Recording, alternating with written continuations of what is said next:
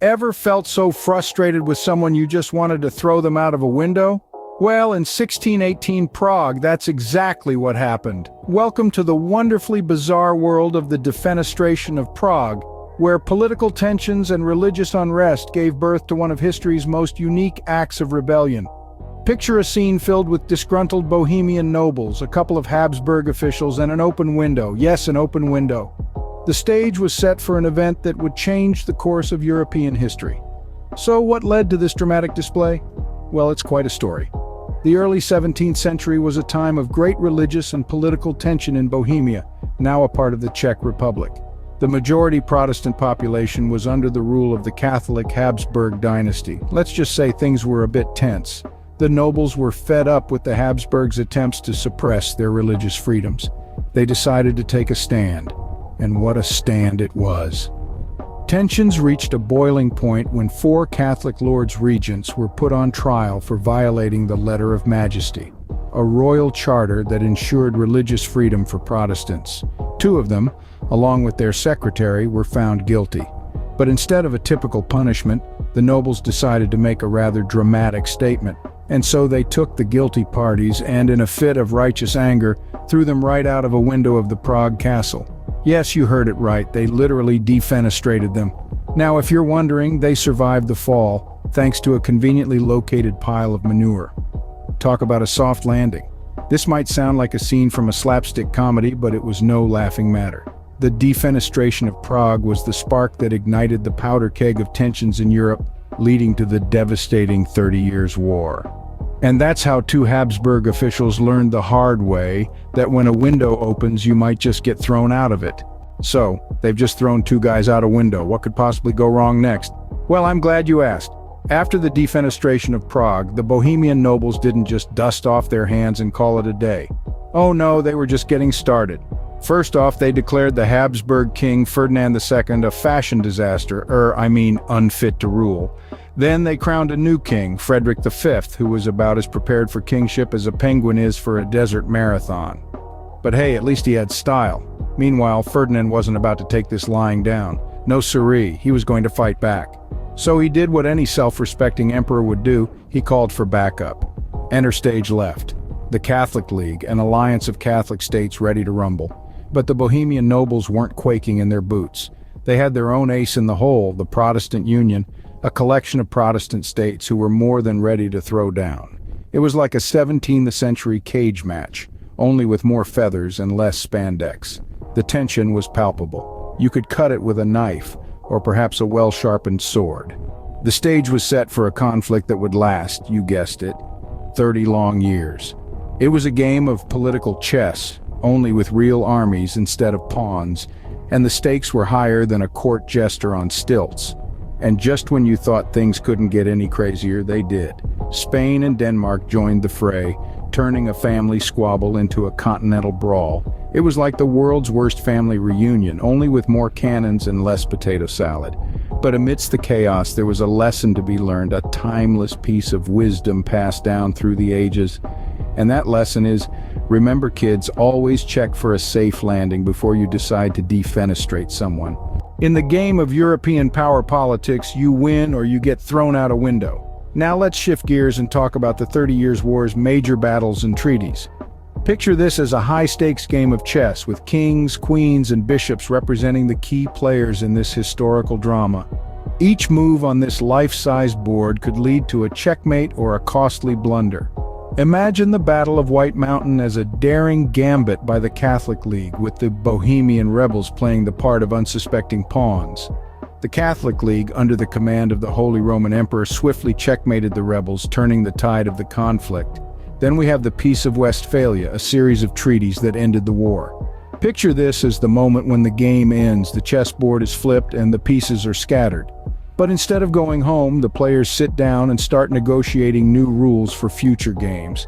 The Peace of Westphalia was a game changer. It reshuffled the power dynamics, redefined sovereignty, and redrew the map of Europe.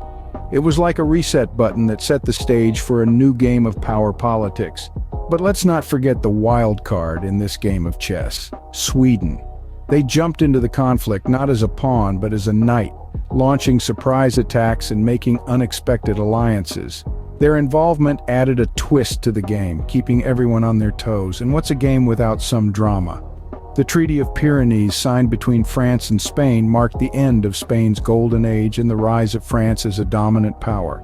Picture this as a dramatic endgame move that tipped the balance in favor of the French king. To sum it up, the 30 Years' War was a high-stakes game of chess, with battles fought, treaties signed, and power dynamics shifting with every move. It was a game of thrones, 17th century style, with every player vying for control, trying to outwit and outmaneuver their rivals. And that, folks, is how you play a 17th century version of Risk. After 30 years of war, Europe was looking a bit like a party the morning after, disheveled, a bit broken, and full of regret. Imagine the scene: empty cups of treaties discarded, confetti of territories scattered everywhere, the music of religious freedom playing faintly in the background, and a few stragglers, the newly formed nations trying to figure out how to clean up the mess. The aftermath of the 30 Years' War was akin to waking up in a landscape where the familiar had been obliterated and the new was yet to be defined. The political map of Europe had been redrawn with a crayon by a hyperactive toddler. The Holy Roman Empire, once a towering figure at the party, was now nursing a severe hangover, while France, the wallflower, suddenly found itself the belle of the ball. The religious scene was no less chaotic. It was like someone had grabbed the DJ's aux cord and started playing their own mixtape. The Catholic monopoly on faith had been crashed by Protestantism, turning Europe into a religious jukebox, playing the tunes of Calvinism, Lutheranism, and a sprinkle of Anglicanism. The social landscape, too, had been shaken up like a snow globe. It was as though the guests at the party had decided to switch outfits. The nobility, once the life of the party, found themselves in the tattered rags of diminished power, while the middle class, the uninvited guests, were suddenly donning the fancy hats of influence and prosperity. The war had indeed left an indelible mark on Europe, like that of a wild party that gets out of hand. It was a time of great upheaval and transformation, a time when the old order was thrown out of the window, quite literally, and a new one was ushered in. So, next time you're at a party and someone suggests a game of throw the guy out the window, maybe suggest a game of charades instead. After all, it's all fun and games until someone starts a 30-year war. So what can we learn from this wild tale of window throwing and war? Well, folks, history is often stranger than fiction, and the Defenestration of Prague and the subsequent 30 Years' War are no exceptions. These events, as outlandish as they might seem, had profound and far-reaching effects on Europe's political, religious, and social landscape. Let's quickly revisit our story. We started with a couple of Habsburg officials taking an unexpected flight, courtesy of some disgruntled Bohemian nobles. This event, a dramatic demonstration of discontent, sparked a conflict that would last for 3 decades. It was a time of shifting alliances, strategic maneuvers, and turbulent power plays, akin to a 17th century reality show. Then came the major battles and treaties, each a pivotal moment that further shaped the course of the conflict. These were not just random acts of violence or diplomatic handshakes. They were carefully orchestrated moves in a grand chess game with Europe as the board. And what was the legacy of all this turmoil? A post-apocalyptic Europe, forever changed. The war's effects were far-reaching, impacting the political, religious, and social facets of the continent.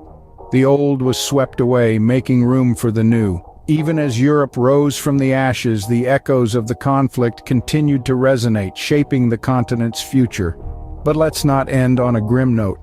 The Defenestration of Prague and the 30 Years' War also offer valuable lessons.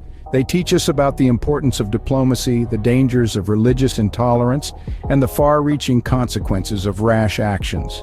And they remind us that history is not just a dry list of dates and facts. It's a vibrant tapestry of human stories, filled with drama, intrigue, and yes, even a bit of humor. And remember, when life gives you windows, don't throw people out of them. Just open them and let some fresh air in. It's much less likely to start a 30-year war.